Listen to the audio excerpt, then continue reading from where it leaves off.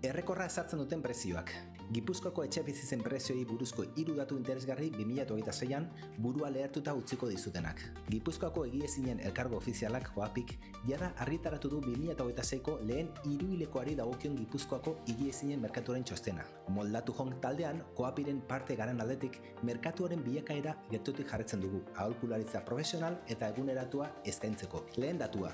Donostian etxea erostea luxua da dagoeneko. Metro karratuaren batez besteko preziok berriro hautsi du marka historikoa. Eta 6.154 euro metro karratuan kokatu da. Ideia bat eukitzeko, 80 metroko etxe bizitza arru batek bataz beste ia milioi bat balio du. Bigarren datua, obra berria beste galaxia batean dago. Probintzian etxe bizitza berria estreinatu nahi baldin baduzu, bataz besteko prezioa urtebetean 10,4 igo da, eta beste maximo historiko batera iritsi da, 4.792 euro metro karratukoa. Eta hirugarren datua, epeluzeko alokairuaren gainbera. Probintzian alokairu kontratu berrien kopurua 62,9 jatsi da. Beste motu batean esan da, ez da bakarrik garesti dagoela, baizik eta literalki ez dagoela alokatzeko etxe bizitzarik. Utzi zuen notetan, zure ustez prezioek gora egiten jarraituko dute, gorde bideoa datuak ez galtzeko.